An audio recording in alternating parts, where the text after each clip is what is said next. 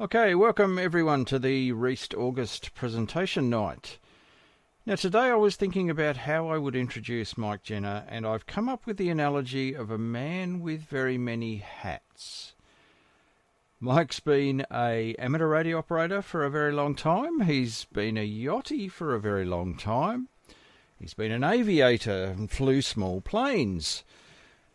He's been the voice of Maritime Radio, TMR, for a very long time. In fact, probably most yachties know his voice. Mike has worked for the Lighthouse Service, and that's what we're here to hear about. He's worked for the PMG, for the Broadcasting Service, grew up in New Norfolk in the Valley, has lots of stories about that as well. So without further ado, over to Mike. Thanks, Justin. That's rather a hard introduction to follow, but I'll do my best. And hi to everyone that's watching and listening to this. Where does one start? The stills in this presentation were all taken with a Kodak Retinet 1A 35mm camera, so you have to excuse the quality a little, and this video was actually produced quite some time ago. I so wish that digital had been available in those days. I'm in awe and jealous of all the wonderful photos and videos and things that are taken out on Tasman nowadays. But anyway, we can only do our best.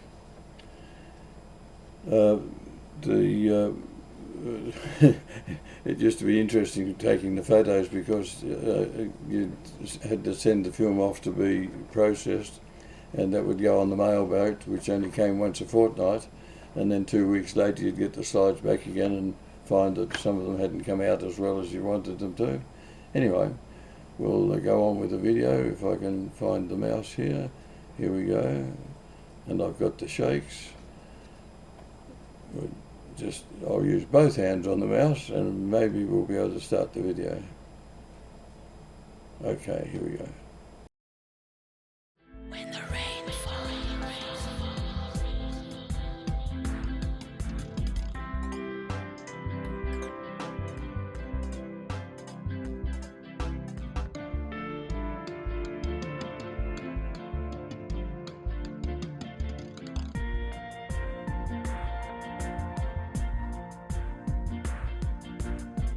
When the rain falls.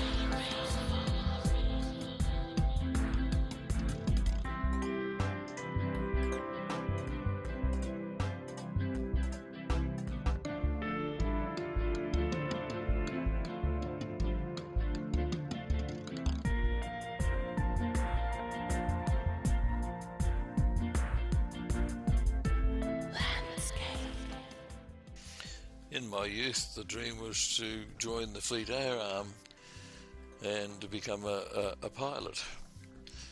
I did end up by getting my private pilot's license, but never landed on a boat. But I also had the dream of maybe one day living on an island, and that dream did come to pass. My wife and I were both working shift work. It got that way where we used to meet in the hall from time to time. My job was a little boring and I was looking for something a little bit different to do, and an ad came up in the paper for lighthouse keepers. At that time it was almost certain that you would be stationed at Matsyka. And so with that in mind, I drove down to Cape Bruny to have a talk to the keepers there and to get an idea of what things were like. And then on down to Dover and onto the Kathleen Del Mar with the crew on the mail run to Matsyka. There I had the opportunity to speak to one of the keepers down on the landing, and rather liked what I saw. That was a spectacular place. So, in went the application, and ultimately back came the answer, and I was appointed as a lighthouse keeper. We were, however, appointed to Tasman Island, And on the 1st of May 1969 we boarded the Cape Pillar in Hobart and loaded all our gear on and so on, and departed on the 2nd of May. Travelling via Matsyker Island, where on the 3rd of May we dropped off a brand spanking new Land Rover and took off the old one. And then overnight and via Port Arthur, where a seaman was put off with toothache, which had of course generated quite a lecture from the skipper the previous evening.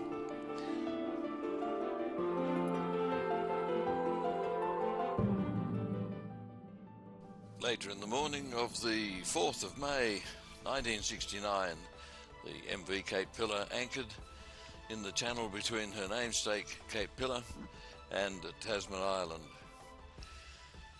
What an awe-inspiring sight that was. The cliffs towering above us, the landing perched up on the rocks some 70 or 80 feet above the water, the haulage way hanging precariously below the cliffs of Tasman Island. What had we let ourselves in for? We were bundled into the workboat and chugged into a position under the Flying Fox, suspended between a tripod arrangement up on the landing and Anchor Rock.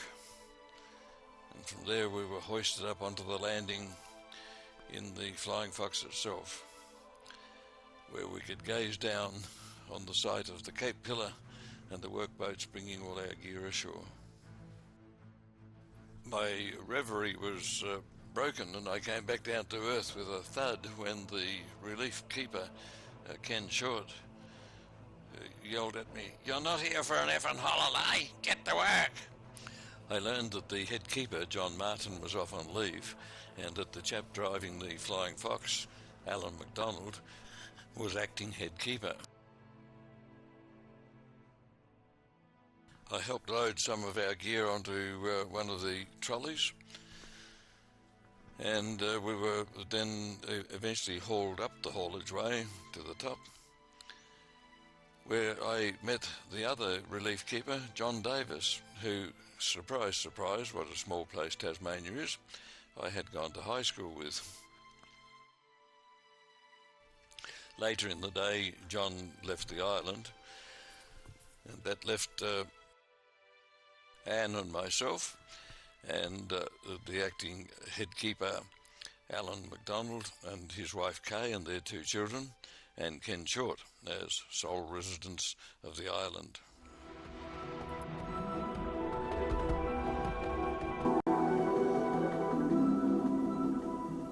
Not quite the uniform of a pilot in the Fleet Air Arm, but certainly master of all I surveyed. Life as a lighthouse keeper on Tasman Island began in earnest. On the 27th of May, Anne went off the island, not to return again until the 10th of June. And in the meantime, I set up the radio gear and enjoyed the hobby of amateur radio, meaning that I never really left my friends.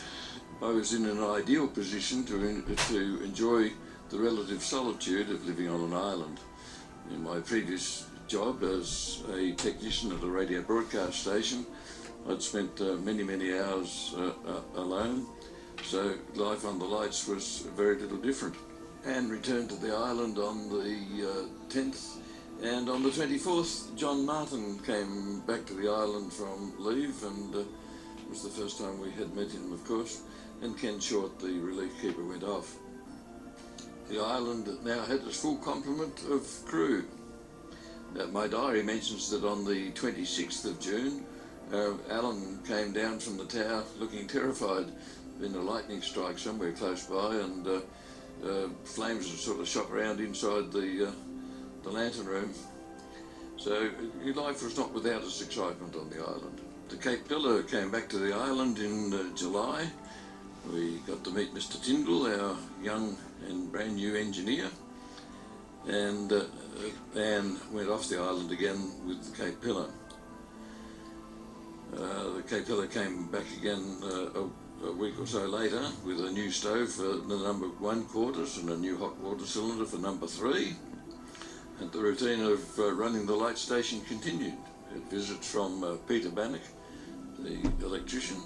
We also had visits from the RAAF through the month of August. 4 HS 748s, I think they were called. They were twin turbo aircraft that the RAAF at the time were using for navigation training from East Sale in Victoria. And they would regularly come over the island, and on the last occasion that they were with us, they put on quite a display. We used to run out with their yellow raincoats and wave them madly, so they'd got to know us. And so life continued on the island. We settled into the routine, Navy-like, of if it moved, grease it; if it didn't, paint it. Each lunchtime after the morning's work, the boys would get together for a game of darts and a beer. In the afternoons, depending on what shifts we were on, we were either on watch, looking out for ships and so on, or snoozing. Each night, the head keeper, and there he is, John Martin, would light up the light, and then Alan or I would take over on the middle watch, followed by the other on the morning watch, and so on. When we had time, we wandered around the island and looked at the scenery. Here are the monkeys, of course, off the southern end of the island. And about this time, I also started producing a weekly, I suppose you'd call it a one-page magazine, which went down very well.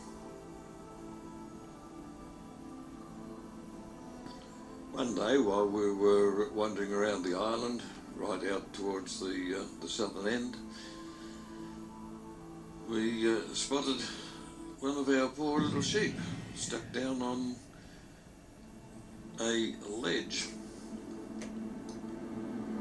We notified John, the head keeper, and we took the tractor over to the top of the cliff, used it as an anchor, and John went down over the edge to rescue the thing. That's not something Alan or I would have done, because that's where he was.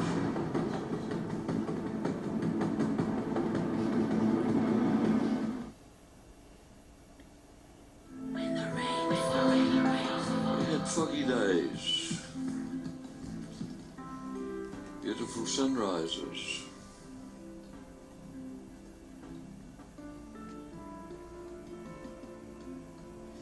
and sunsets, and life was great on the island until on the 5th of September, John got news that he'd been transferred to Cape Sorel, and everything from then on virtually changed. That's the head keeper and the light keeper at Cape Sorel had some sort of an altercation which involved a firearm. The police were called in and both of them were fired. Frank Armstrong and Ken Shorts were sent around from Cape Bruny in the interim, and John and his family had just a few days to pack up and be off. And made a send-off cake for them, and we had a bit of a do one evening. And on the 19th, John and his family went off. John Davis came on as the lighthouse keeper, and as we had not been told anything at all from the powers that be, we made Alan the acting head keeper. On the 19th, we got a message to say that I was to be the acting head keeper. And so things changed somewhat. I then felt it was not quite right to make fun of the light keepers on the island, and so I stopped producing the little magazine. Anne went off again around about that time. The mutton birds arrived on the island somewhere around about the beginning of October. We had Bill Main, the mechanic, out there, and as I was now looking after the paperwork and so on, I started running things the way I felt that they should be.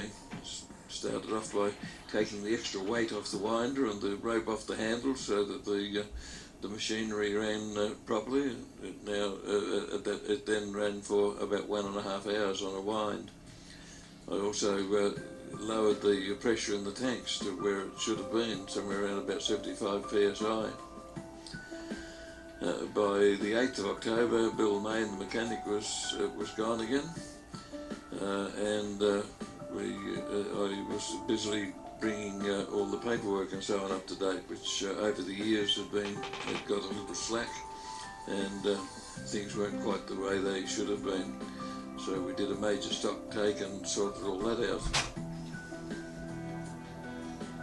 About this time I stopped keeping a diary, so I won't quote dates from now on because I have no idea what happened when particularly, but about this time Alan decided that he would apply for a permanent appointment in the service, and ultimately the answer came back, bye-bye. So unfortunately we lost Alan and Kay and the kids, and over the next month or two we had relief keepers coming and going. John Cook joined us, and then later Peter Price and his family. And after Christmas, I think it must have been somewhere around about February, when we were trying to sort out some semblance of order to the place, the powers that be decided they'd transfer Anne and I up to Eddystone Point. So we packed up and off we went, and that was the end of life as we knew it on Tasman Island.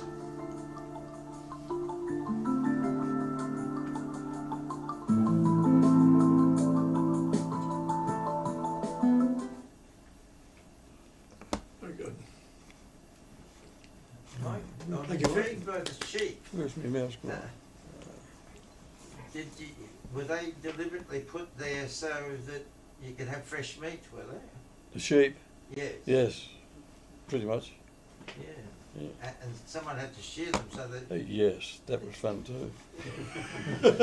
That's another hat. The mouse doesn't. The mouse is not working. Just push the button, really? and you'll get it. Oh, Yeah, right. you'll get it back. Oh, you're quite right. Okay, now how do I got to get out of here?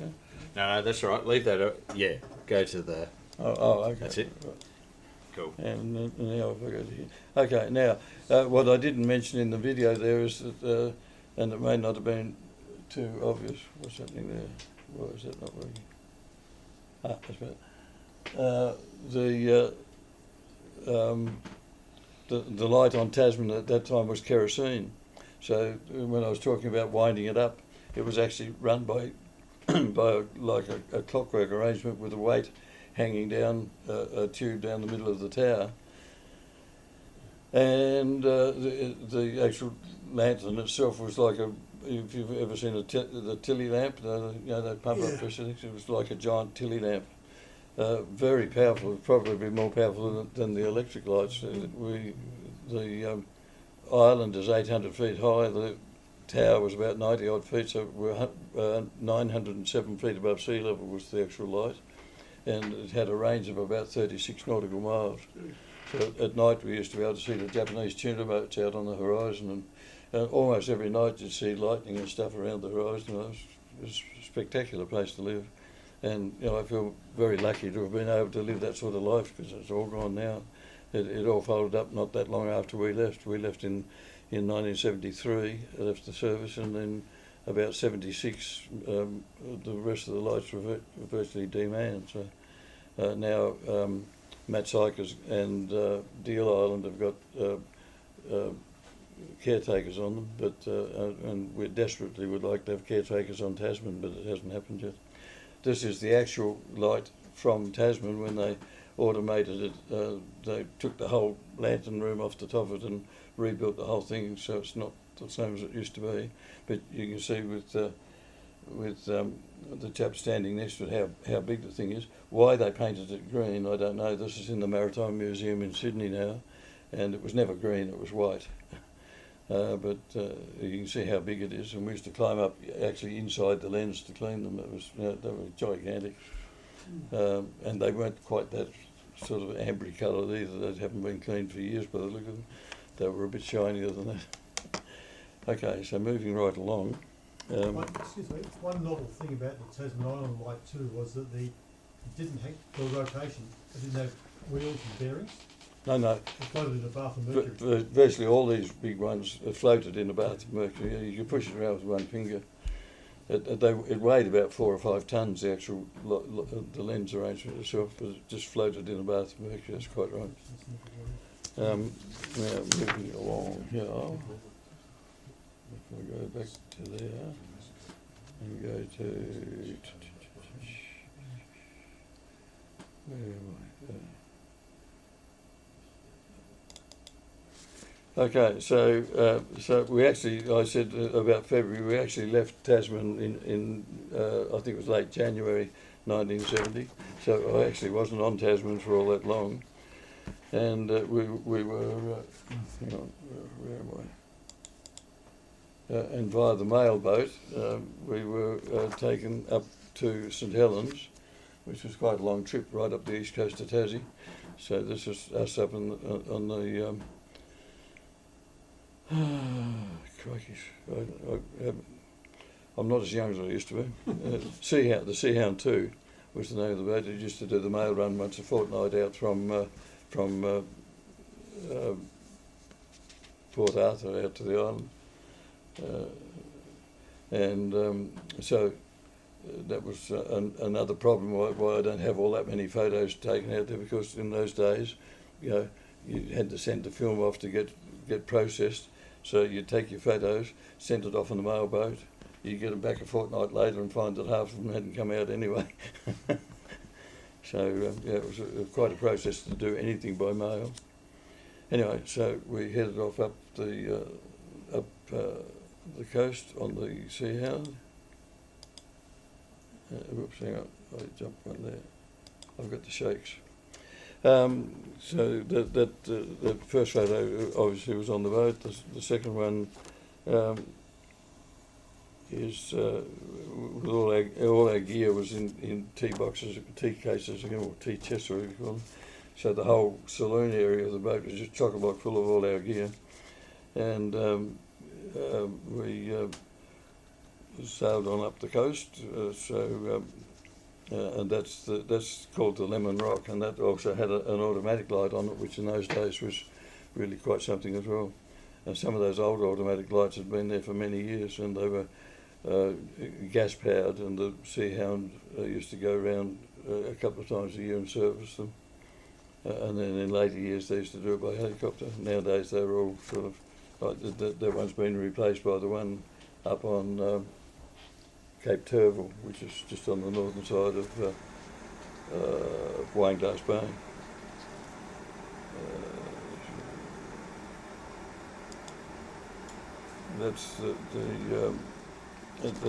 They're called the Nuggets. That's just a little bit further up, just north of Wineglass Bay. And in St Helens, we were picked up by a truck, and all our gear was loaded on the back of it, and up we went on what was in those days a real goat track from St Helens out to Eddystone Point. It was a really rough old road up through Anson's Bay and through to the Lighthouse. So that was in January 1970. We actually stayed anchored overnight outside the barway at St Helens, and before we went in for the truck.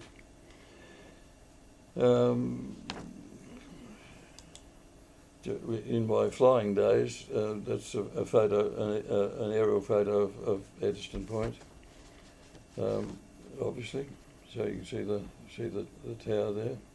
There are 3 houses. The top house, can you see the pointer there, can you? Yeah.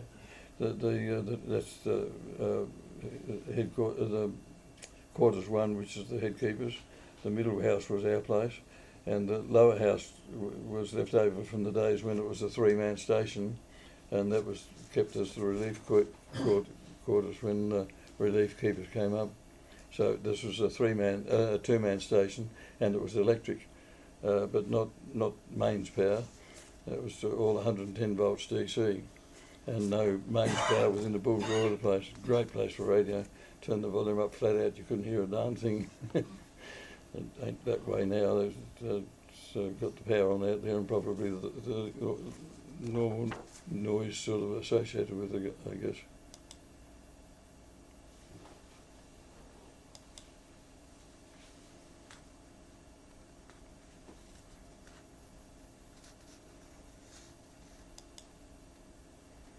That's just before the sun comes up.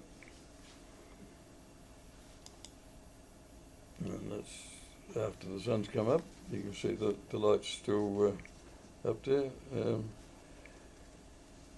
And now, if you look closely, you'll see that you can no longer see the light through the windows at the top of the tower, because we used to hang curtains up around them during the day. Because of this huge lens, there was always a possibility of the sun getting at just the right angle to set fire to the bush miles away behind the light and stuff like that. So they were always curtained off during the day. And then the curtains, their job at both stations, or any of those stations, was to, the first thing you did was pull the curtains down, light the light. This one was electric, but we still had to go up there, pull down the curtains and switch it on and check that everything was all working. So on Tasman, one of our major jobs was carting briquettes around the place, because our heating and hot water and everything was all done with briquettes. Up here it was done with also with briquettes, I think, from memory, briquettes or wood for our hot water and heating.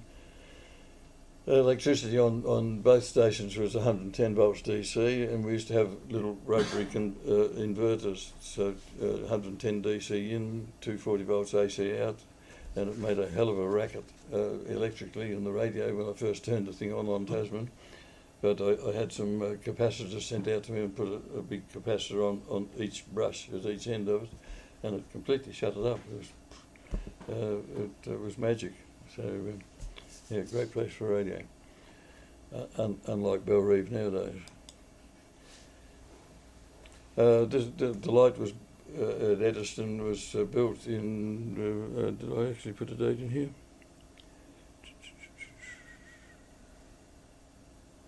I haven't actually dated it. It was in the late 1800s anyway. It was built by a Scots contractor. And all the granite in the tower and the houses and all that was all quarried right on the foreshore at Eddystone. The shed on to the left of the tower there was the engine / battery room. We had two big Ronson Tippett single cylinder diesels driving the generators, and big banks of, I think they call them knife saws in those days. They were typical. Telstra used to use them or Telecom or PMG or whatever it was in those days, used them in the telephone exchanges and things too. That's along the foreshore, and there's some of the granite that was, that's where they quarried the stone for the lights and the houses. Beautifully built, and they're still there, and they're still in pristine condition. So there you can see the 3/4 again.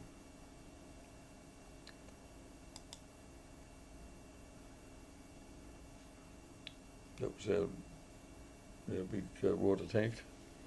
Totally reliant on rainwater out there. No such things as water trucks and things at Eddystone, and certainly not on Tasman.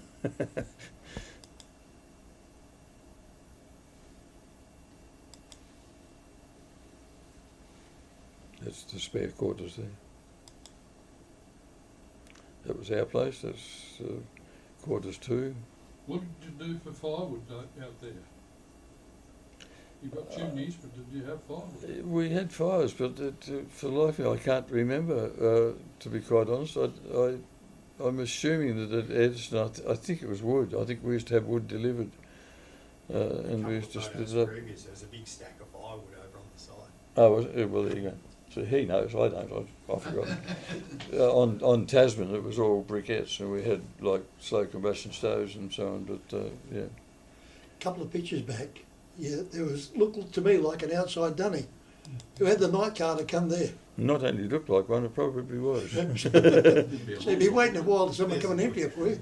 That'd be a long drop, wouldn't it? Actually, no, actually, no, probably not. If I remember rightly, by the time we lived there, that was no longer used, and we actually had an inside dunny, and we would have had some sort of a septic system. And on Tasman, we also had a septic system, but it was an above ground one because there's no way you could dig a hole on Tasman. It's firstly, vertical columns of dolerite with very little soil on top of it. Here it's all sort of built on sand dunes, so different story altogether. He was he was a uni student on holidays and sent up to us to relief. We had comings and goings all the time. When people went on holidays, we'd get all sorts of odd bods as relief keepers. This guy had to flaming near put a bomb under him to get him to do anything. He said, "Oh, I didn't come up here to work. I'm having a holiday." But the major job at Eddystone was mowing the lawns. We had acres and acres of grass there, and over the 3 or 4 years that I was there, we sort of extended it and cut tracks through the dunes and all the rest of it. So we used to ride around on motorbikes and things, and it was a great place to live. It's the Gold Coast of Tasmania. That's the diesel tank to fuel the generators. And he was the second last head keeper that I had there. There was Eric. He was head keeper at Low Head for many years, and then got moved out to Eddystone. And every time there was a change of head keepers or everything, I became acting head keeper. So I never got appointed as a head keeper, but I was an acting head keeper all over the place, and at Eddystone many times, in between people moving around and going on leave and so on. That's Ken Short. Do you remember Ken? I mentioned him on Tasman. I don't think he ever slept. I don't think he ever ate. And he was virtually illiterate. But by God, he could work. He was a bad-tempered little bugger. And but over the years, because I got to spend a fair bit of time with him, we got very chummy. He wasn't.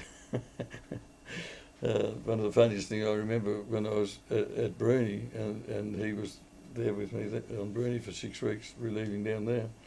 And I woke up one morning, there was a bang, bang, bang outside the door. The policeman down there had given him a licence to drive as long as he didn't go past Lunawanna.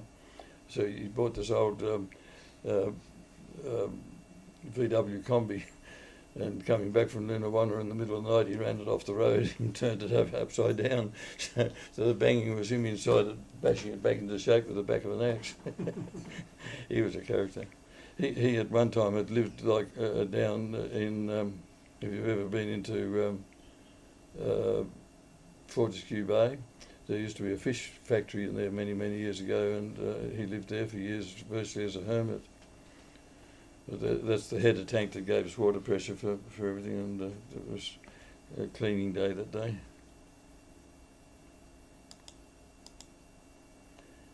Whoops. This was a grave, as I don't know whether you can read it on the screen. There was Walter McFarlane Kirkwood, March the 11th, 1808, aged 18 months. 1898, I think that'd be, not 08. I'm not sure what happened to him, but virtually all the stations had graves on them somewhere. And that one was, you could hardly find it. It was all overgrown when I was there, so we cleaned it all up and painted it all up and re-picked out the writing on the headstone and everything. I believe it's got back into a shabby state again now, but when I did it, that was in 1971 or something. You'd expect it to be shabby again by now. And that shows where it is relative to the tower. Well, on the northern side of the point is what's known as the gulch. There's a big gap in the stones coming in. You can just make out the Cape Pillar behind the dinghy there. And she only came in there once, I think, in the years that I was there. But They used to, when they were doing the rounds, they'd drop off the heavy stores like 44-gallon drums of not only diesel for the diesel tank, but also avgas for the helicopters. It used to, by then they used to sometimes call in and see us when they were servicing some of the automatic lights.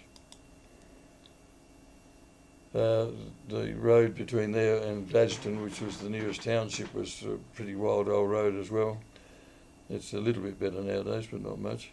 And I tried to remember the name of this creek, but it used to fairly regularly flood, as you can see. So there's the police car and somebody else crossing the creek. This would have been a mail day or something. That was our V-dub on the right, and the police car in the middle. And the old ute there belonged to a local fisherman that lived out at Eddystone, and whom I used to spend a lot of time with. He was a cray fisherman. I used to often go out with him. If I was on the light-up shift, I'd go out with him in the mornings, and if I was on the put-out shift, I'd go out with him in the evenings, cray fishing. And the dinghy he's got in the back there, I don't know quite why, but it was named Patch. Back in about 1963, we did a family trip up to Anson's Bay. We drove out from St Helens up the old track. It had just been raining and with the trees down. There were all sorts of places, places we had to go bush. And the old two-wheel drive Holden sedan, and it was quite a track. We did a walk from the original Anson's Bay house there. That place was powered by 32 volt DC. Did a walk out to the point, and we could see the lighthouse in the distance, but we didn't go out much closer than about half a kilometre, I suppose. So that's one of the choppers that visited us, and when they came, they were mean. They never ever gave us a ride or anything, but our job was to fill them up with avgas while they were there, or Armstrong, of course. And this one, the headkeeper had a big Alsatian, and because we only in the early days in particular, you'd only see, cars and stuff, and then come out there once in a blue moon, so the dog would go nuts whenever it saw a car. So we're all standing there waiting for the chopper to take off, and it fires up, and the dog's all anticipating, to chase it down the driveway, and the thing just went up and flew, and the dog goes.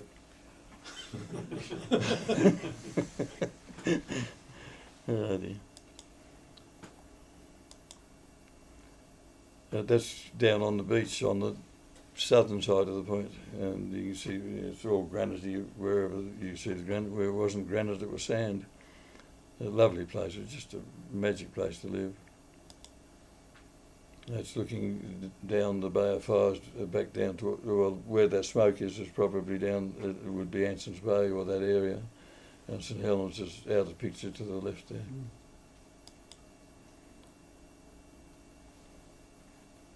Beautiful beaches all around there. It's just a magic place.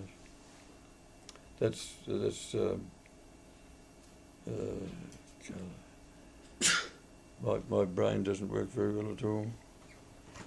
Have I named it here or haven't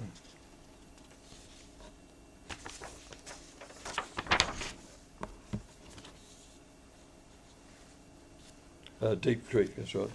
That's called. There were a few shacks up there. Hardy souls used to drive out there, for school holidays and stuff. So there were a few people there, but basically the place was uninhabited other than the lighthouse keepers and a couple of fishermen that lived just on the northern side of the point as well.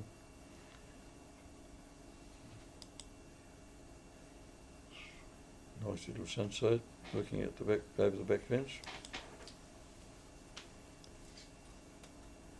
That was our winter uniform and the summer uniform and the ham gear in the corner.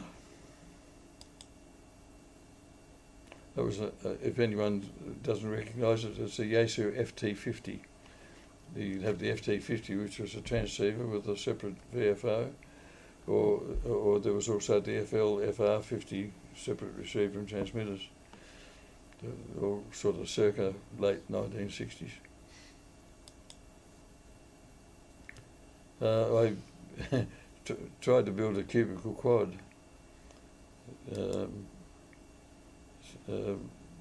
The original frame that I made fell apart the first time we got a bit of a breeze, so I hung it up that way, and it was a bit hard to rotate, so it wasn't particularly successful, but it did help to pass the time. There's a mopoke or tawny frogmouth.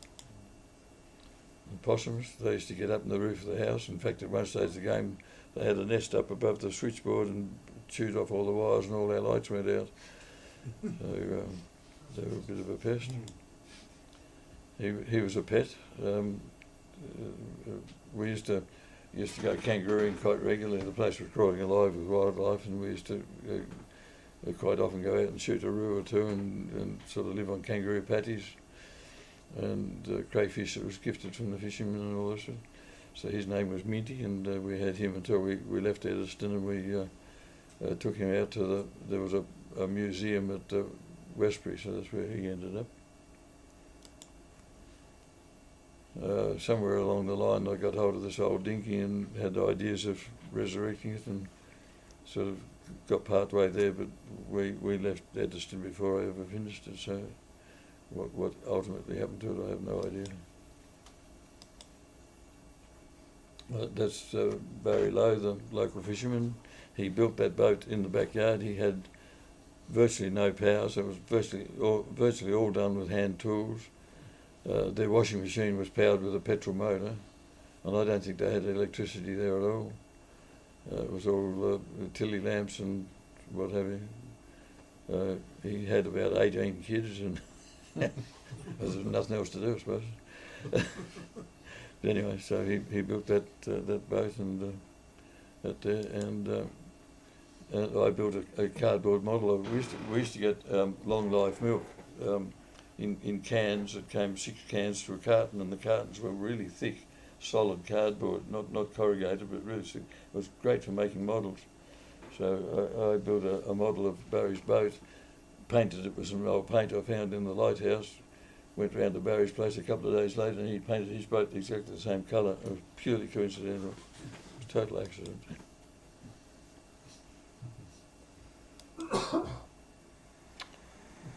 There was an old bit, so I think I bought for about $5 or something in Gladstone. It was an amalgamation of an AJS and a matchless and an aerial and a few other things I was slammed together. A lot of fun riding around. That was why we made the tracks around the sand dunes. The headkeeper's son came home on leave from the Navy for a month or two, and he had a brand new Honda trail bike, and we had a ball tearing around over the sand dunes and things. And lots of fun. That's Barry's little fishing boat that he had before he built the other one. Looks like a fairly heavy machine. Yeah, beautiful little thing. A little single-cylinder Yanmar diesel, and the thing used to run on the smell of an oily rag, and she used to chug along. It was great. I used to love going out with him. He was a drunken bum. But as a fisherman, he was unbelievable when he was sober. He just always knew where he was. He always knew where the fish were. The other fishermen around that worked the area used to always set their pots around Barry's, because if anyone was going to catch fish, Barry would. Or, crayfish, I mean. I was out there with him one day, and an absolute pea soup fog came down, proper sea fog. And you could not see more than the length of the boat. It was just white in every direction, and he's still chugging along, and one wave looks the same as another. He says, "Hop up in the bow and pick up the mooring." I said, "Yeah, right." He says, "Go on, quick, you'll miss it." So I wander up and stand up on the bow with the boat hook, and the mooring comes up out of the fog, and I pick it up. And I said to him, "How the hell did you do that?" He said, "I know." He said, "I've no idea." He said, "I just know where it is." He was just, these blokes are just born to that stuff. You can't learn that. You've either got it or you haven't. And he had it. So he was really good company when he was sober. He wasn't a very nice fellow when he wasn't. Yeah. These two guys, I don't know whether any of you are old enough to remember, they canoed from Sydney to Hobart, or kayaked, and they called in and spent the night with us while they were there. Don't remember the names or anything, but anyway, that would have been sometime in the 71, 72, somewhere around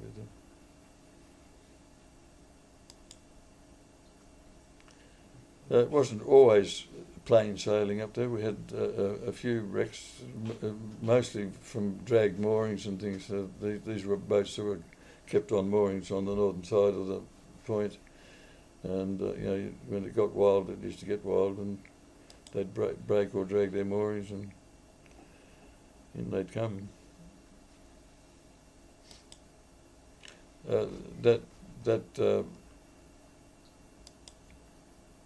That particular one there, I got some other photos of it somewhere. I couldn't find them when I was making up this, but it virtually carved the side of it out, and it just happened before I was up there. Actually, that was the second time it had come ashore. The guy, they dragged it up on the beach with a bulldozer and set it up there, and he rebuilt it on the beach. And lengthened it 6 feet while he was about it. But I don't know, they were characters. They really he used to grind grind the valves in the engine using beach sand as a grinding paste. At one stage of the game, while we were there, he came round one day and he said, asked Barry if he could give him a tow, and Barry says, "Are you in a hurry?" He says, "Yeah." He said, "Yeah, I am a bit." So we drove up to Picnic Point, which was just up the shore a bit, and he tried to tow he had a big aluminium dinghy he used to abalone dive, and he tried to just drive straight out to sea to tow it into the water to float it, and of course the Land Rover got drowned before the dinghy floated, so his Land Rover's sitting quite a way offshore, and the tide's coming up, and so he was in a hurry. And Barry only had a Falcon station wagon, and that they were notoriously light in the tail, and he had no hope of towing it with that. So they went down to Anson's Bay, and there was a guy down there. They had to wake him up and drag him out of bed because he had his girlfriend staying with him or something. He had a great big 4-wheel drive tornadozer. So he trundled up, so that by this time the Land Rover was almost underwater. So they towed it out and up onto the shore, and Robin, the guy who owned the Land Rover, said, or Toby says, "What are we going to do with it now?" And Robin's father, who lived at Anson's Bay, said, "Tow it down to the lagoon, Tobe, and we'll wash the salt out of it." So that's it. There was a little lagoon in behind the sand dunes. They dumped it in there, pulled it out again, started up and drove away. Magic life there was. Okay, so that's sort of the end of Eddystone.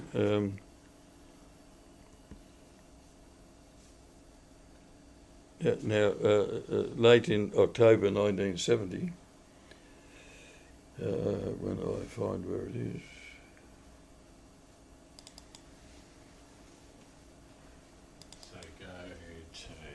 Where am I?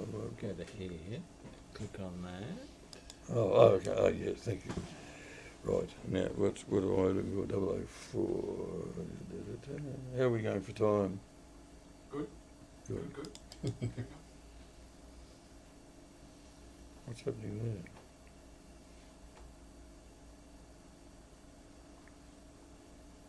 What's happening there, quite?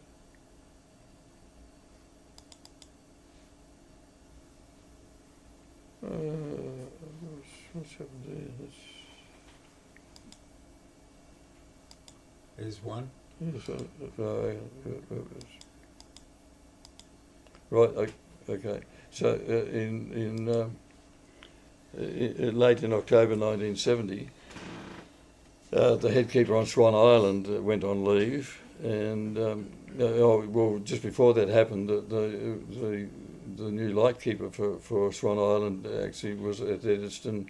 I was acting head keeper at Eddystone at the time, and he was there with me for a couple of weeks, sort of learning the ropes before he went on out to Swan Island to become the lighthouse keeper out there. And then late in October, his head keeper went on leave, and I got sent out to Swan as acting head keeper out there for 6 weeks while the other guy was on leave. So this is actually flying out to Swan. Now Swan Island is in Banks Strait, which is between the northeast corner of Tassie and Clark Island on the way out into the Furneaux Group. That's Clark Island in the background, you can see there. And their mail used to be flown out there by a guy that was based in Launceston, and he used to service Swan Island and some of the other islands and Flinders Island. So we drove in to the Lonnie Airport and flew out from there. And that's the airstrip, which was just sort of over the sand dunes behind the head keeper's quarters. So these are all Swan Island now. There's the light keeper fellow. I won't name names for some of these because some of them are still around, and some of them have not had an overly wonderful life since. So, but he was a really top bloke. Anyway, and that's Alec Munro was the pilot of the aircraft. He's probably long gone now too. We all got old. I don't know why.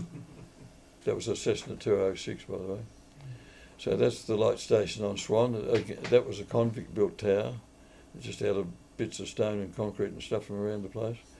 And again, you've got the battery shed and I can't remember what all the buildings would. One of them would be the generator shed and batteries and so on. The other one would be I don't know. Probably an oil shed or something for the generators. Can't remember. Too long ago.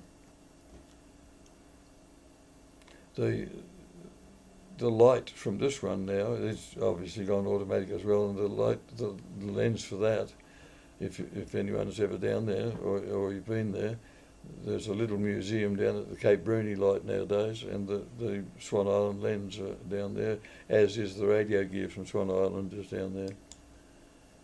There's the lens. That was it was only about this big, not a huge thing you get inside of. It had a 1,000-watt globe in it, and it was just a double-sided one.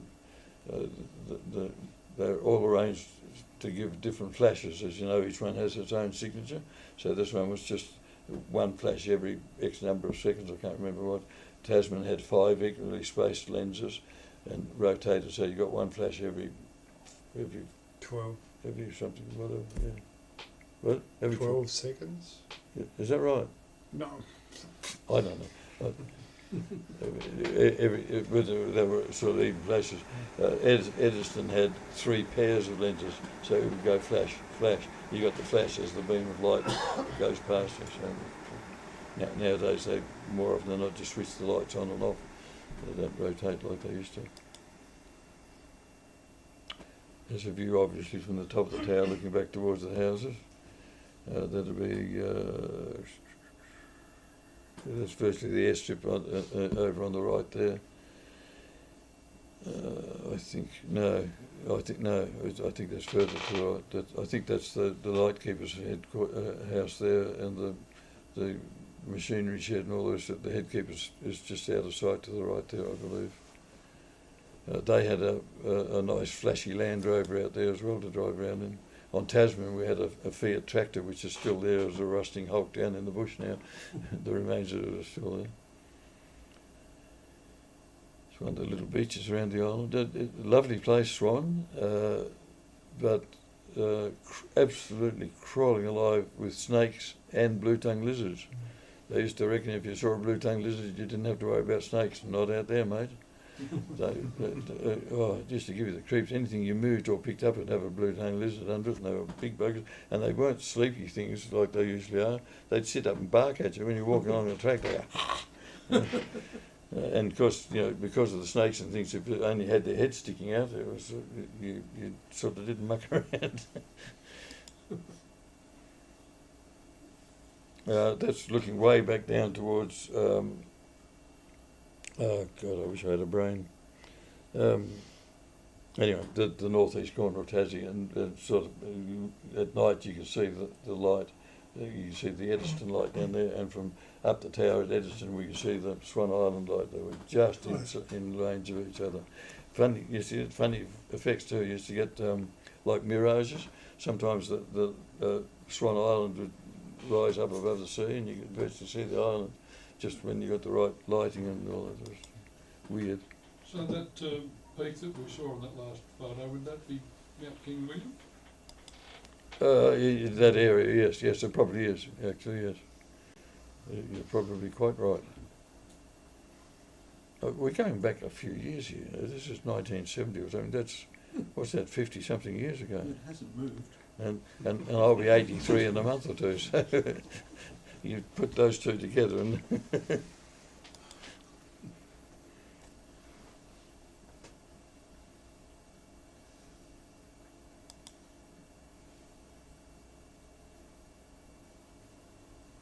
This is just general views from up the tower, of course.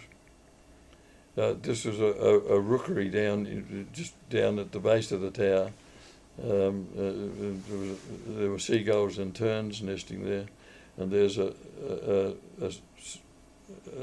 seagull egg, I think it is, with a box of matches next to it, just to give you the comparison for the size of the egg.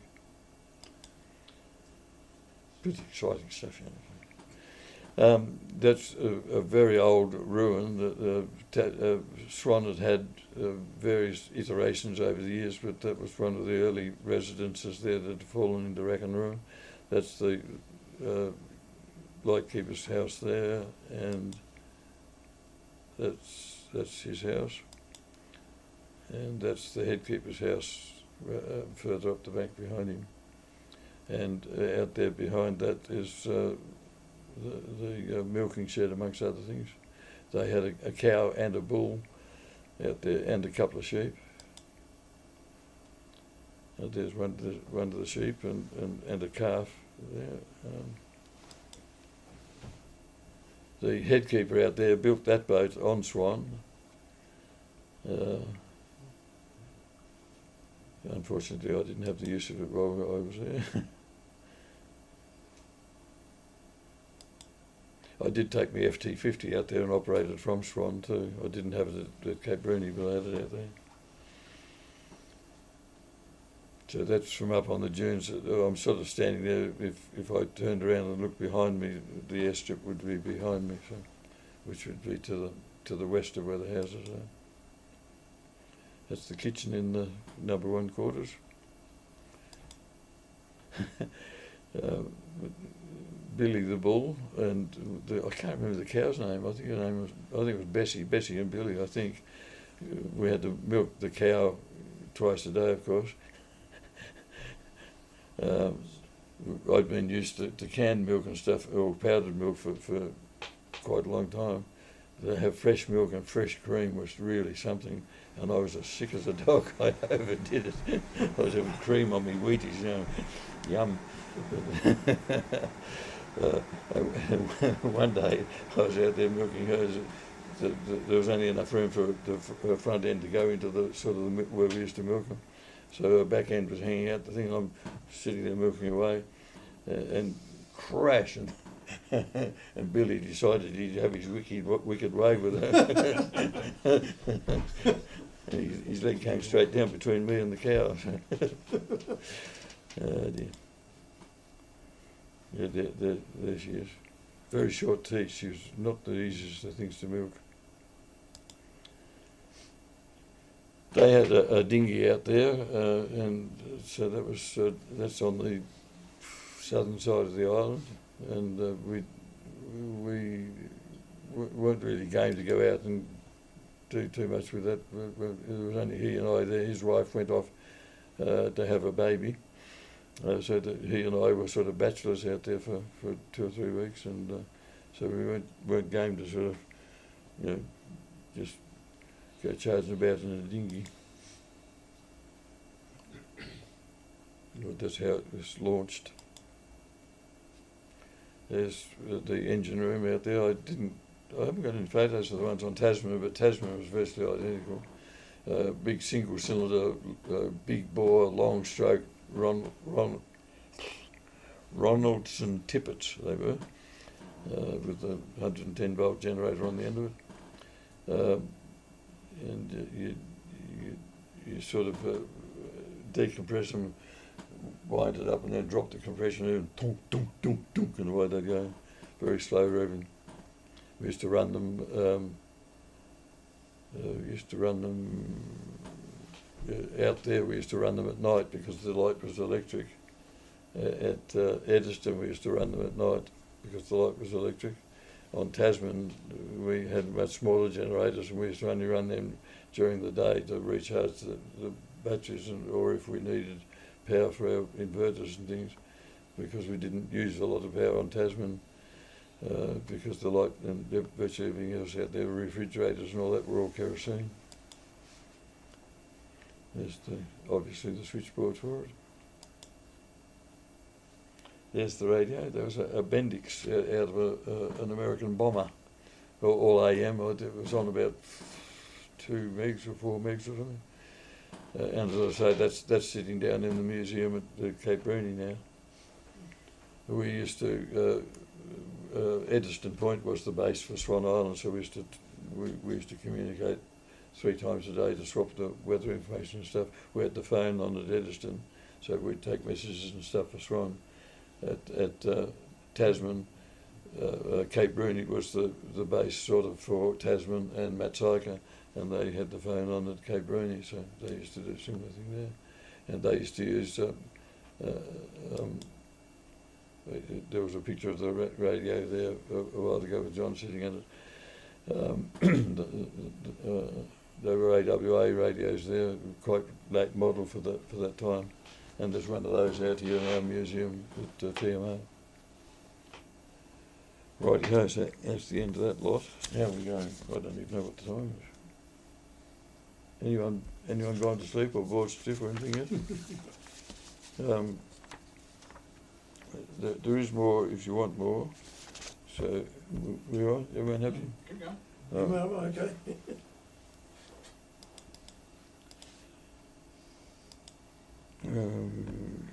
Right. Okay. Now, also while I was at Eddystone, and during another change in lighthouse keepers and so on,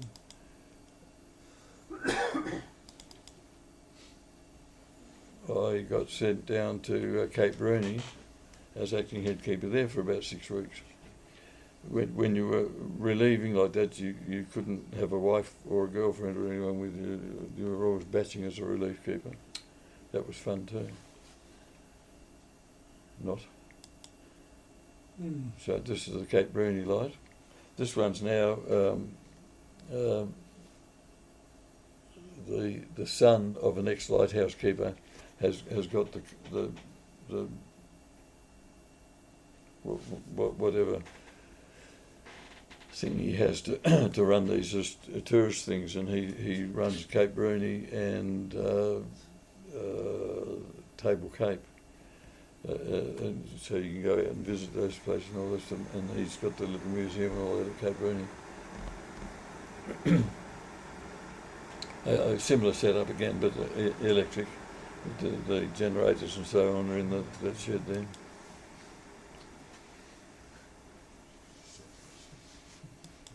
Quite a long hike to get up to there from the houses, up quite a steep hill. And again, you had to go up there to light it up at night and put it out in the morning and hang the curtains up and all that sort of stuff. There's me and me dog. That's a view looking sort of more or less north, I suppose, up Bruny from up near the light. And out towards Research, down to the south, what would it be from there? Southwest. That's Courts Island, there's a mutton bird rookery. There's the 2 houses there, taken from up at the tower. And the rough old road, that's a really rough road. It's not all that brilliant now. We were down there that long ago, and it's still not a real good road out there. A lot better than what it was though. All of that area on the left of the road near the houses is now a darker patch there with looks like a rocky outcrop down in just below that. That area to the left there. Yeah. That's all car park now. Oh really? Yeah. Yeah.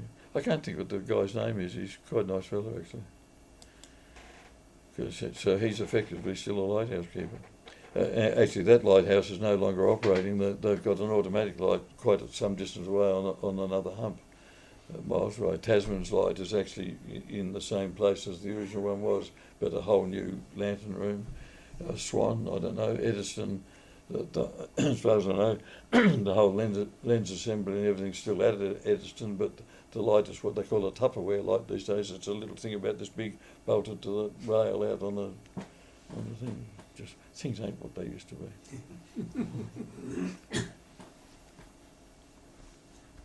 It says here that the tower there was convict built of locally quarried dolerite. That's called Lighthouse Bay, that view there. While I was there, Anne drove down and spent a day or two with me. Right. Don't know that we actually asked permission for that, but you see both of us smoking. Those days are gone too, thankfully. Crawling alive with rabbits down there, and the odd snake. We had snakes at Eddystone too. Tasman's got no nasties at all. There's skinks, there's several varieties of skink lizards. No snakes, no rabbits, no nothing out there. But the other places, there's the AWA type radios. That's the Tasman's was identical to that, as was Matsika's, and that's the one at Cape Bruny.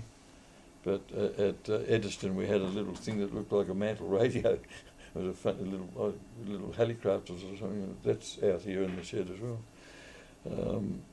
And as you saw the one at Swan. What's the device next to the telephone?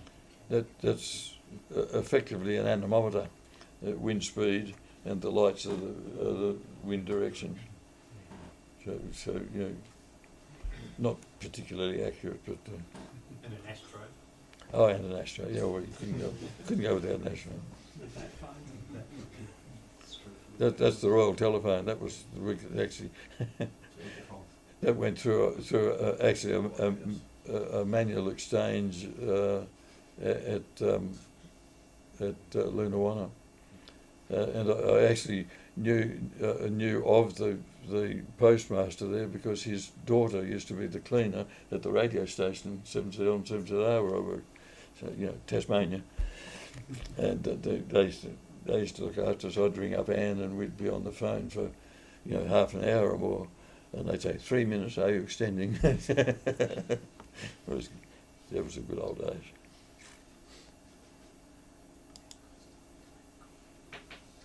Right, so that's the end of those. Now, there's another 15-minute video for the... Go for it, Mike. Okay, so that'll be for... Hope nobody's left the room yet. I haven't heard any snoring, so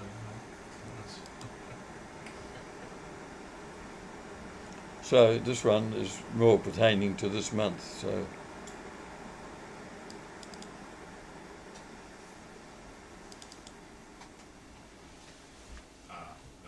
you're going to have to right-click on that one. Just close that off.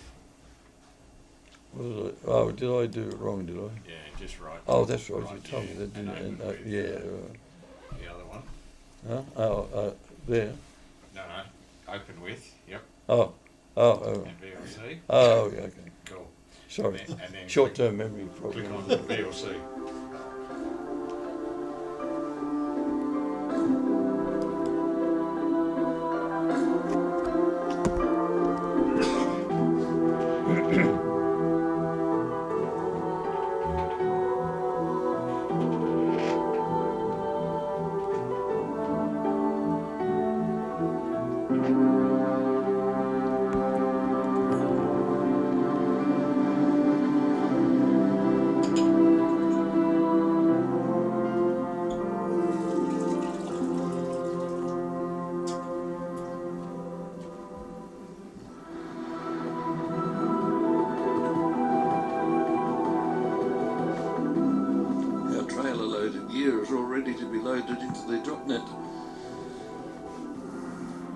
includes our food, bits and pieces for the island, and all our clothes and bedding.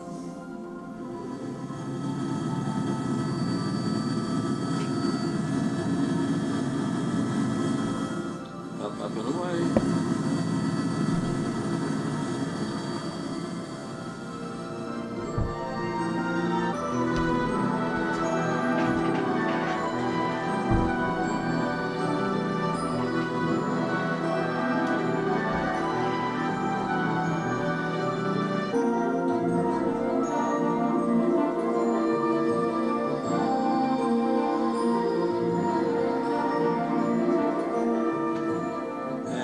There's our destination, Tasman Island, on the horizon.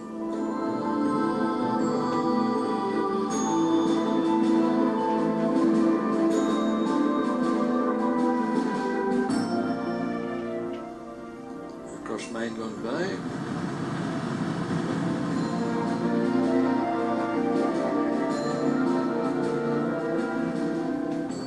The highest sea cliffs in Australia, rising to over 1,000 feet.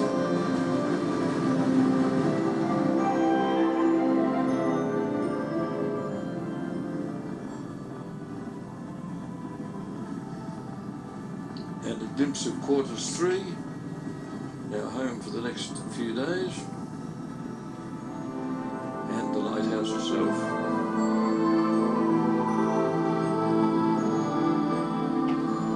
After a most enjoyable but all too short 10-minute flight, we're on the ground at Tasman, unload our backpacks, which included the actual radio itself, and the chopper takes off again, heading back for Safety Cove to pick up the drop net back over here.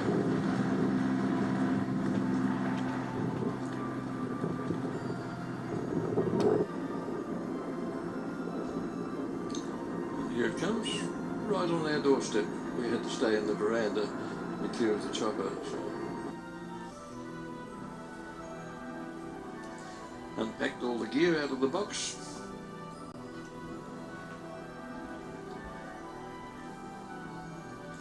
Over to the lighthouse, which had been opened for us by the AMSA representative that came out with us.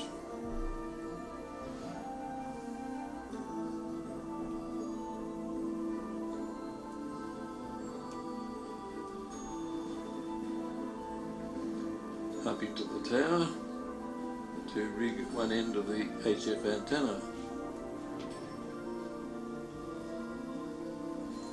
This is the first floor of about 3 or 4 floors.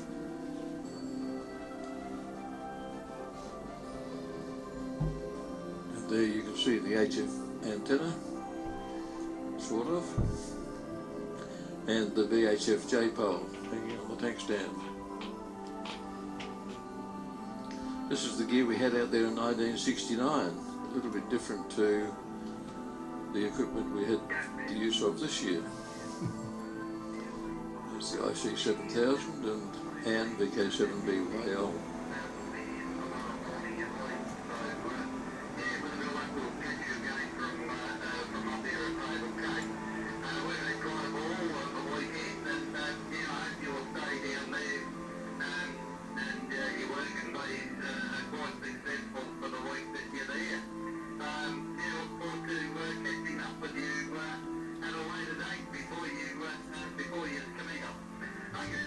In just a few hours we made 92 contacts in all, including one station in America and another one in Spain, and a couple of ZLs, both of whom were lighthouse stations, giving us a total of 20 lighthouses, including the old lightship, the Cape Don. One of the Muttonbird rookeries. And the first step here is a big one, about 800 feet in fact. You can see clouds sitting on the top of Bishop and Clark on Maria Island way up there, and then the foreground of course Cape Pillar, and the Blade,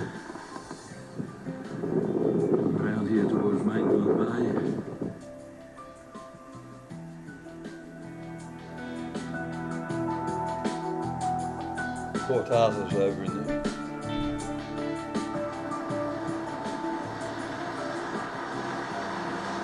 A surprise visitor. A big bird dropped out of the sky, shone a searchlight light around the island, landed on the helipad. A man in red came up and spoke to us and said, "G'day," wondered who was here. And then they climbed back in their machine and slowly rose into the sky. That was the Westpac rescue chopper. It was, of course, the Westpac rescue chopper. Shut up.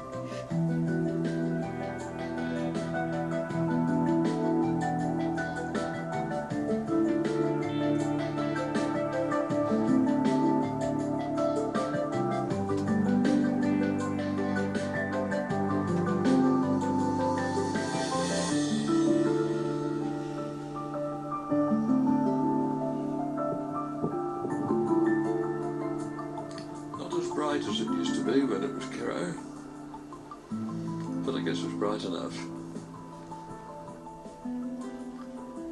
This is the haulage way as it was in 1969 with John Davis, the relief keeper, on the controls. And there's our Fiat tractor. We used to haul the briquettes and everything else around the island on. Now the tractor looks like this.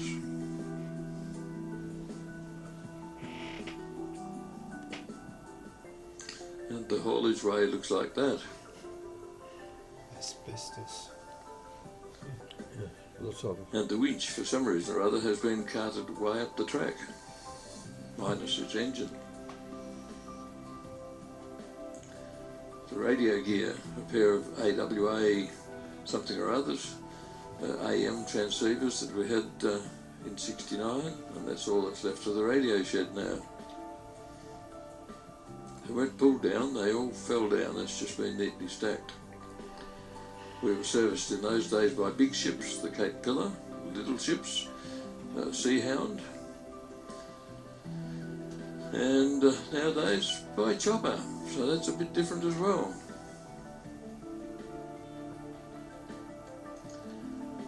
The light weighed several tons and floated in mercury in '69. It was a huge thing. We used to have to hang the curtains every morning and pull them down at night, climb up inside it to light it, burning kerosene, as it burnt the kerosene.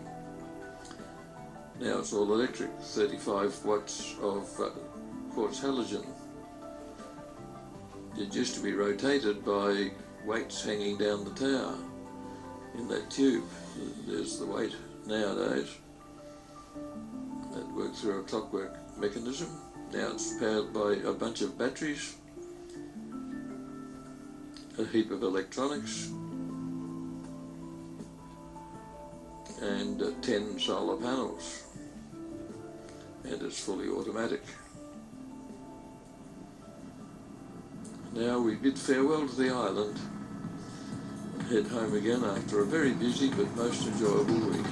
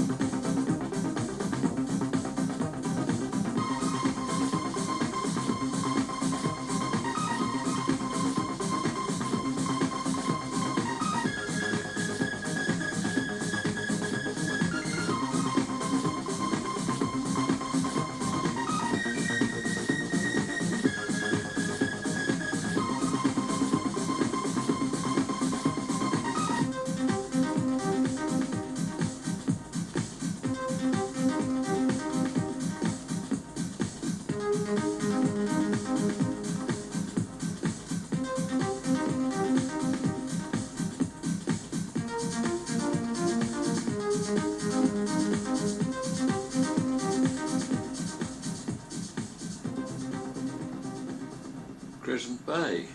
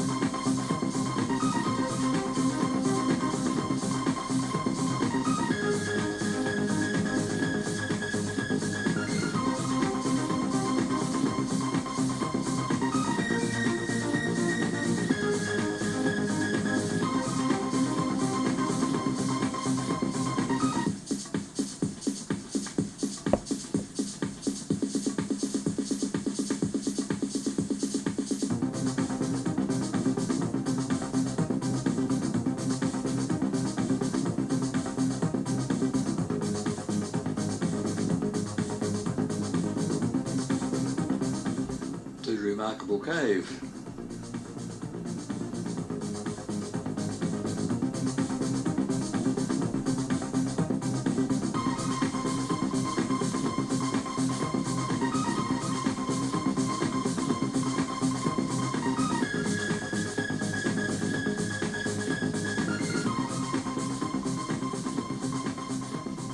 And descend back into the paddock from which we left in Safety Cove.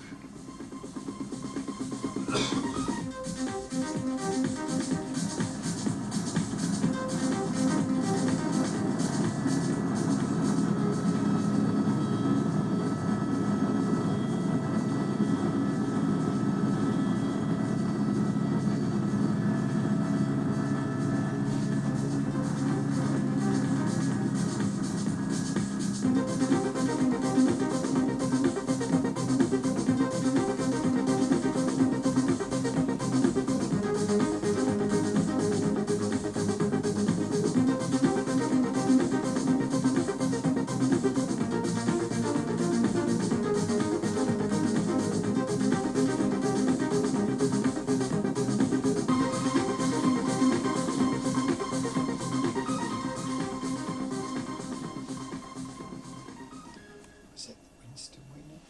Is that the...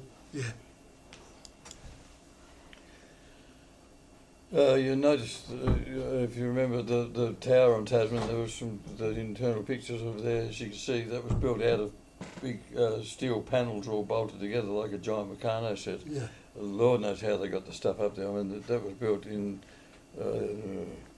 1907 or somewhere around about then, I think. And in those days, the haulageway was horse-driven, and the motive power on the island was a horse dragging a trolley along a wooden railway. So all of that stuff would have had to be carted up there, and Just getting yourself up there would be a feat. they don't do it like that these days. Now, I've got one other video, unless you would rather not see it. It goes for about the same length, and this one is the last time that Karen and I went out there a couple of years ago with the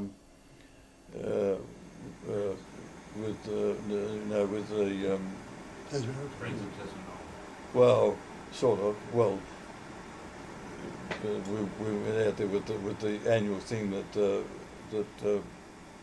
Rotary do.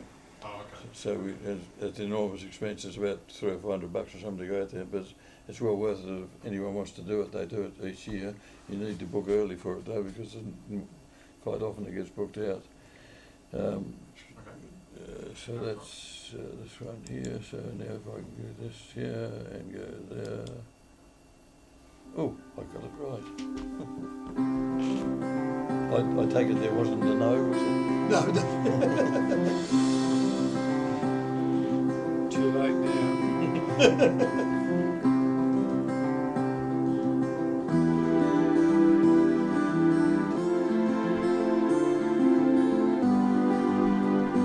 Wife number 3, is it? Yeah.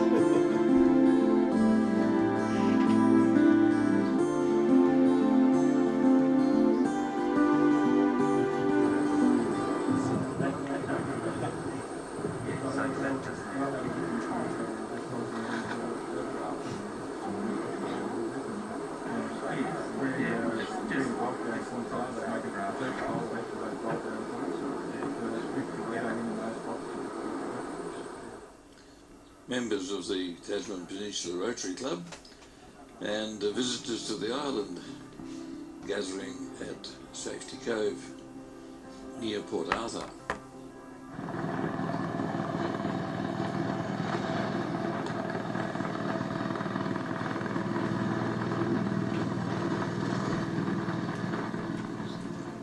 Here comes our taxi to the island, the Sikorsky S76A.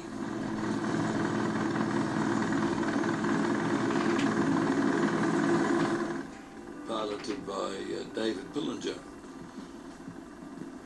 David has over 40 years of experience in helicopter flying, including 20 years flying in Antarctica, where he is very highly thought of.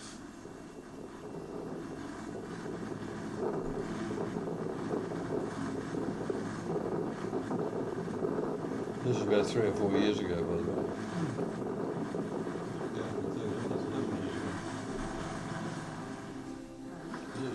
Is that what I said, Bob? The Sikorsky can accommodate 12 passengers and 2 pilots. We're all getting old way too quickly.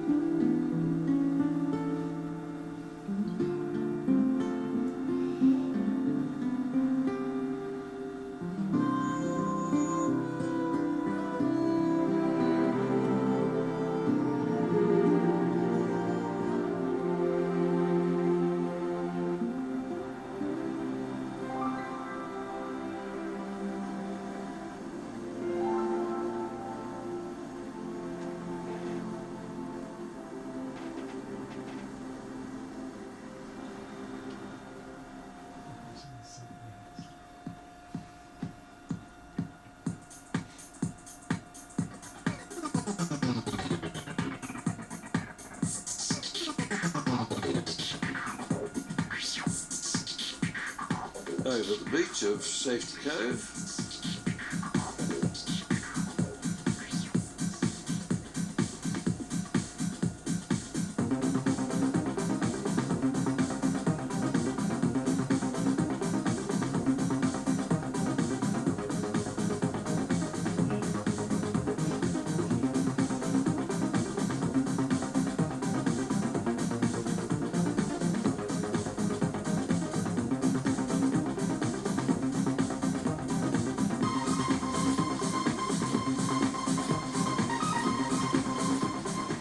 Across Mangon Bay and look up towards Port Arthur.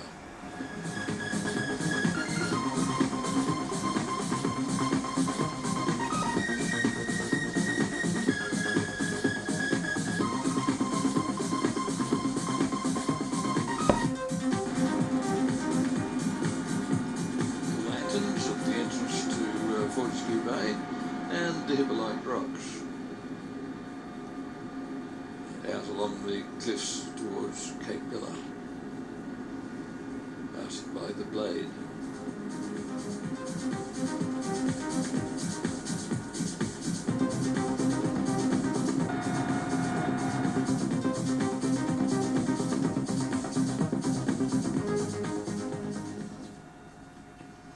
A glimpse of the southern end of the island as we swing around and come in for the landing.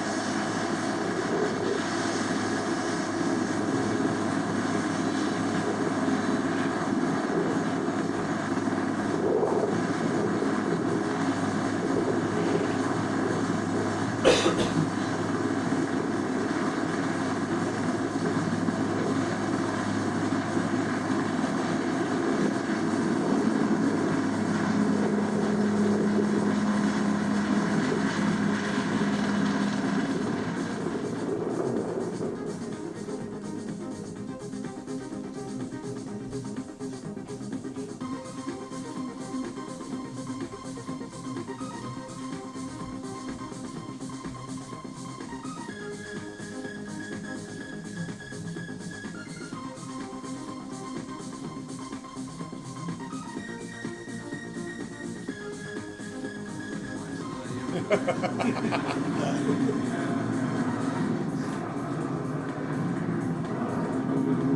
many steps up?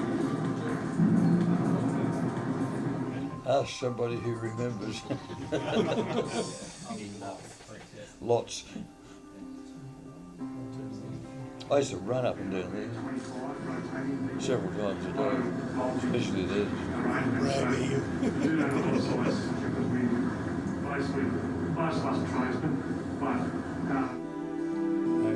Mobile phones, cameras.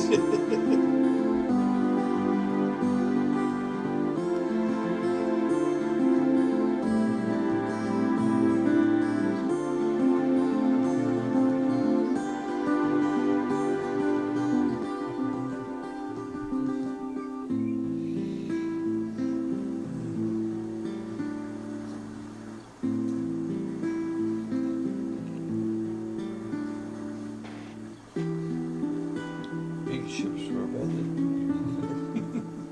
907 feet.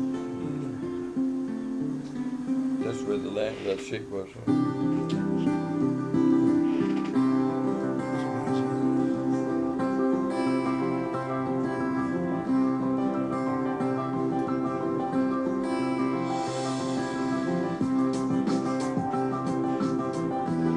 Way more vegetation out there now than what there was in 67. No, 69, 67 bushfires jumped across there and wiped the top of it out. Or wiped the vegetation out and wiped the vegetation out. Wouldn't want to be worried about height, would you?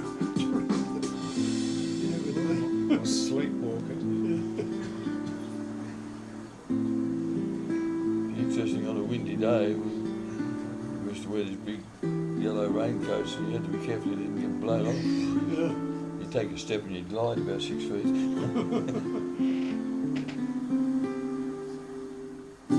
That cycle's even worse, it blows all the time.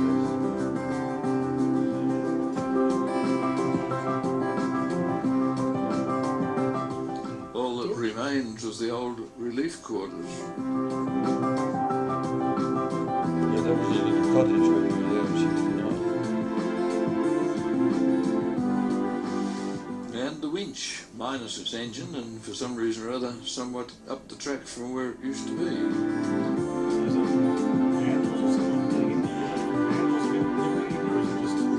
No, When when they just a sec.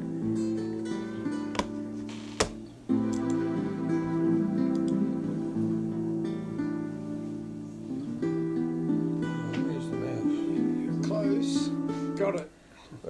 When the station was closed down in about 1976, give or take a year or two, and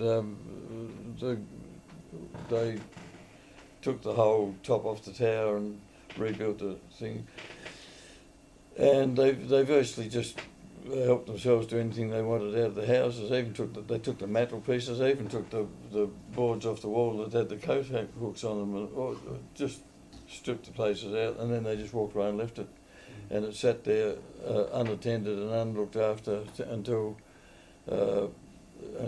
Friends of Tasman Island was formed. I can't remember how many years they've been going now, but 12 or 13 or 14 or so. And we got in, I accidentally got involved with them through the ILLW. Andrew Boone, 7AW, he was going to go out there because his grandfather actually served on the Derwent Light, the Iron Pot, about 3,000 years ago.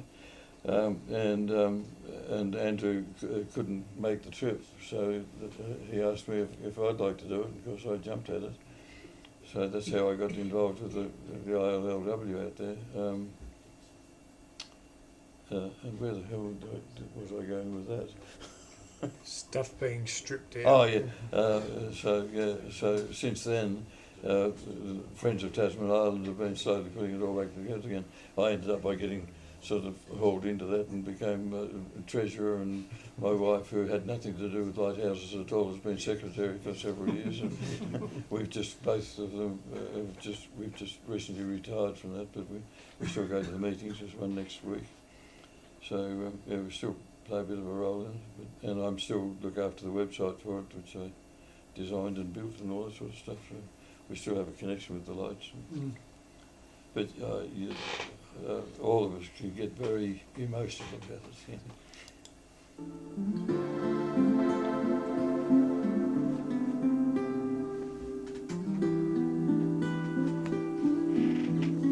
This is where the winch used to be mounted. It drove the haulage way, which is now overgrown.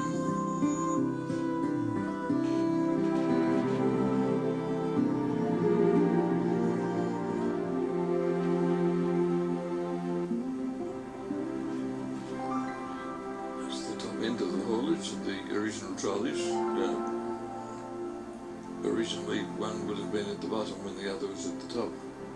And here, since the station closed in 1976, a tree has grown up through the rails of the haulage.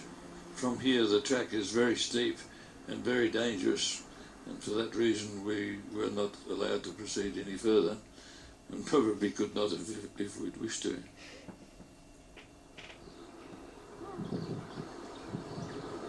There's the obvious.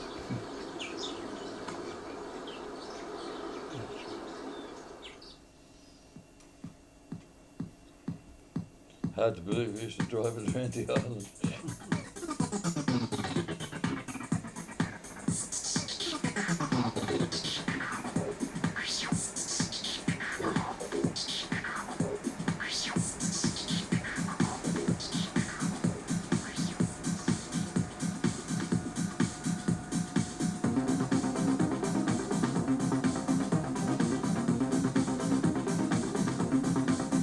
So would you do it all again? If I was physically able, yes, absolutely. Yeah. No, it was a good life.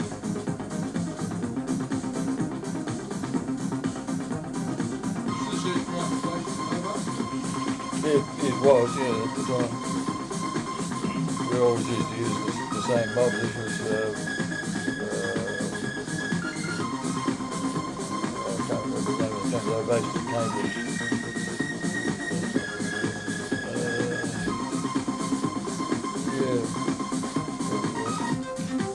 And then we now mostly use Osborne's for sort of based at Port Arthur.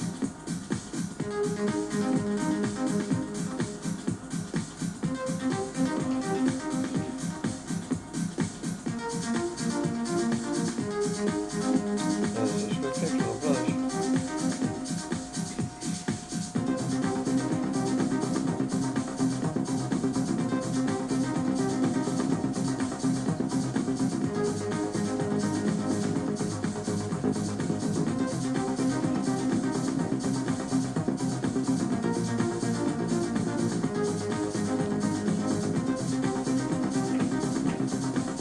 What department looks after the lighthouses? In our day, it was the Department of Shipping and Transport. Now it's AMSA, Australian Maritime. So, nothing to do with Tas government? No, never did. It was always a Commonwealth thing. Commonwealth looks after the lights, and still does, effectively. Well, nowadays, virtually all these sites are all run by and controlled by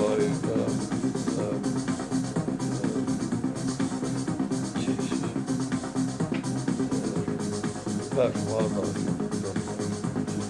Eddystone has been handed over to the Aboriginal community, and they have total control over that. But AMSA still look after the lights. AMSA still look after all the lights. The Bruny president now, the light has got elsewhere. So the guy that's got the license or whatever he's got there, there's a tourist thing. So they've got open access to the town. When we go up to Tasman, we can only go up to town there if there's an AMSA representative there to unlock it. I did the Tasman Cape tour a few years ago. Yeah, it's the same guy. Well, well, he hasn't had that one for all that long, but he has got to have it back now. So.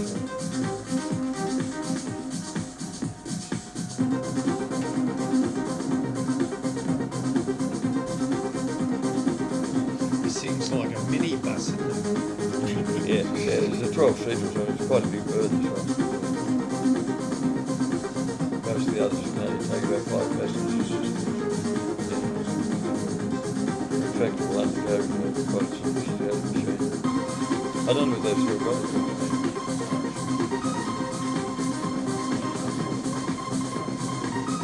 I don't know whether they've still got anything like that. No chicken then. I doubt if he's still flying.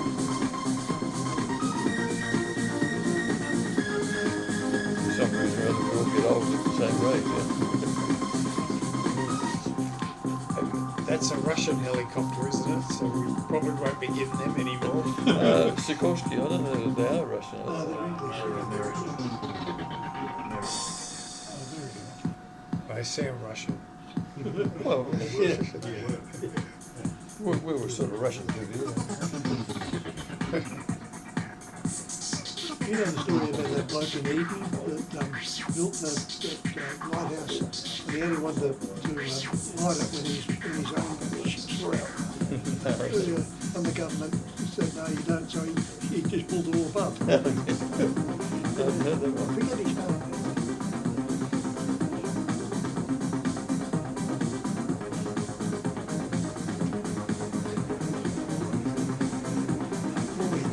Boyd, and he built Boyd there. Oh, okay.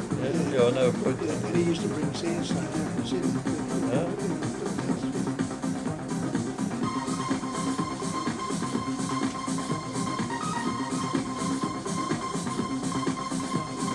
There are stories that I can tell. But not on here. Yeah. There's a camera in the back of the room, Mike. There's a microphone. Yes, I know.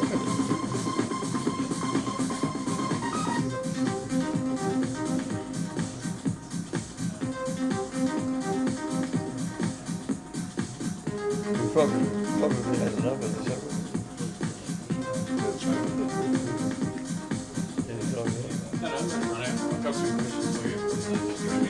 Oh, really? But they're still awake too, huh? Thank you from Lighthouse. So they had about a dozen people watching. So Good evening, Lighthouse.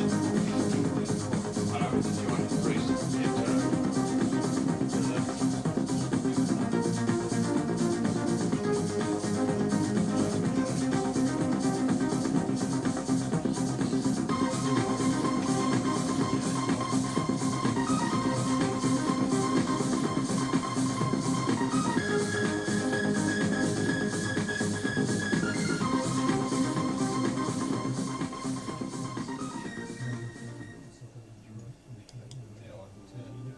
You started it up again.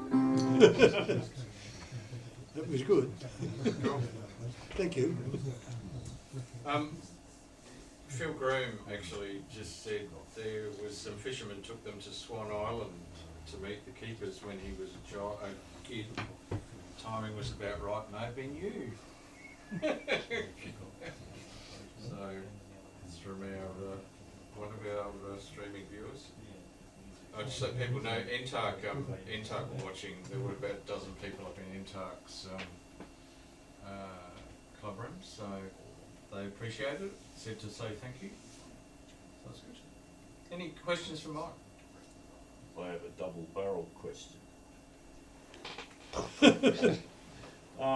You were saying in the early days your job was to put the shutters up for the daylight. When they got automated, that system all changed and they didn't need the shutters put down, I guess, in the daylight. Well, yeah, it's a different.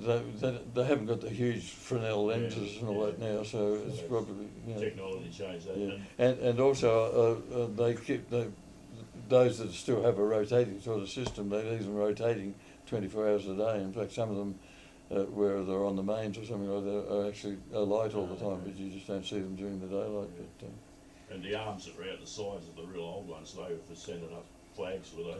message flags. Oh yeah, yes, the yard arm. Yeah. In the early days before radio and all that, the only way that the lighthouse keepers could communicate was by flagging passing ships, and they used the old flag systems to message them, and in some cases they also used pigeons.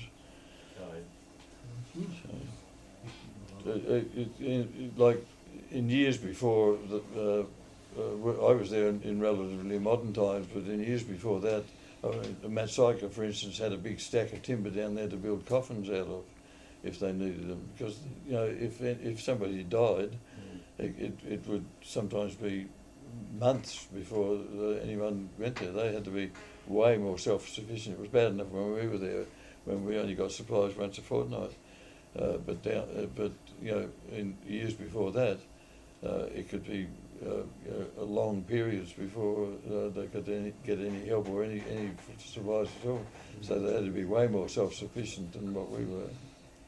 In my time, it was bad enough. I mean, we were all smokers and all that, and if the mail boat was a day late, people would be knocking on my door because we always sort of thought ahead, but some of the other keepers didn't. So they'd be desperate for a cigarette within hours of the mailboat being late. So that's what the firearm was about then, was it? No, there were lots and lots of stories, as you can imagine, and because of the isolation and all the rest of it, yes, there are lots of stories. Yeah. Lots of stories. Okay. Can I just make two quick comments? I was Weather Bureau and I was Cape and other things, but I worked at the lights on behalf of the Bureau over the years, and I was probably 76 through to about 82 or something, so just after you on most of it. The lights on Tasman, after they got rid of the Chance Prison, they went to a stack of seal beams, and there was I can't remember how many, 3 or 4 stacks of seal beams, and the gap between them and the width of the beam gave you the timing of the lights as they spun them around. They just adjusted the speed to get the correct flash ratio or timing ratio for the flashes. The seal beam lights were good, and they worked and they were reliable. They had a stack of them, so unless the power supplies failed, which was unlikely, they were multiply circuited. So you had a higher level of reliability compared with just one light. On Matt, they had 2 halogen lights, and this is when they went to not watch keeping or light keepers, and one was vertical and the other one's down to about 45 degrees. And if the top one blew, then the light detecting sensor, the LDR or whatever, switched on and rotated up the other globe, so it went on and everything kept going happily. And that light down there rotated, it was on rollers, not like Tasman that floated in mercury, and it just rotated 24/7. And there was something else about that one. Oh yeah, all the lighthouses you see that are painted white are generally built out of rubble, because they seal them with mortar and then they paint them. So you see the stone ones and elsewhere around, and they're all local materials. Now, Tasman steel, cast steel, I think it's cast iron, cast steel. And it was built in Birmingham maybe, and they reputedly assembled it in England to make sure everything fitted together. And then it came out, and it came up the haulage way. That's why you see all the different size panels. It came up the haulage way with the horses turning the whim, they call it. The whim, thank you. Yeah, I was going to say windlass, I knew that was quite right. So all that came up, and also the houses on Tasman are all brick, because there's no local materials to build houses out of, so the bricks came up the haulage way as well. And the haulage way, I haven't been to Tasman in a while, but we walked up and down the haulage way, down to the rocks on the bottom. And one of the jobs, they still had the haulage way going at Matt then, and one of the jobs we were given as a side job after we finished our work was you had to carry the rollers up to the top and load them in the helicopter, because they were taken to Matt Syker. And you picked the ones, because the metal cable was running over them, some of them were pretty badly worn, so you picked the ones that weren't badly worn, you carved them up the top, went and put them in the helicopter, it was fine. I've been to Tasman a couple of times, one time we got stuck there by weather, and it wasn't the weather trip. So we loaded them in the aft locker on the helicopter. It's a drop down clamshell type locker with basically just a slide up catch, pretty, does the job I suppose in the helicopter. And we had all these things stacked in there. As we'd gone out in the morning, there'd been something bogged down below that, to the south of the landing area there. And when we came back, they were still there. And we went, oh, that's been interesting. So, we'll do a lap around them. Fortunately, we did a lap around, starboard side low, because when we actually went and landed, the locker on the port side, the door had come open because one of the rolls had gone scarce. So we would have done a bombing run with about 15 kilo lumps of steel over these people who'd gone the other way around. Anyway, so yeah, don't count your chickens, eh? And I have two. Was there a small, about that diameter, that high dish under the actual kerosene lamps to catch the drips? Do you remember something like that? 'Cause I've got two of them at home. That came out of a house in Sandy Bay, along with a mantle, and the mantle's about yay high. That I'll go down there. Sometimes looking at some antiques over there. There was a picture that you had of the mantle looking up inside the light. Yeah. And the mantle would have been this sort Yeah, of size. they're pretty tall. If I'd thought about it, I would have brought it along tonight. In fact, I don't know where they are. I know where the bowling thing is. It's got Chance Prism logo on the side, so I use it for pencils. Yeah. So yeah, amazing. It's amazing heritage and amazing stories. The Lighthouse. I still, I can choke up quite easy. I still remember it so well, and that was it was a good life. Yeah, they were good guys to work with too. They were always let's get the job done. Harry Newman, and that's Yes, I remember that name. And I can't remember the guys in town. So just went to Willis in '76. So it would have been pre-'76 and no '76. Yeah. All right. Show our appreciation of Mike.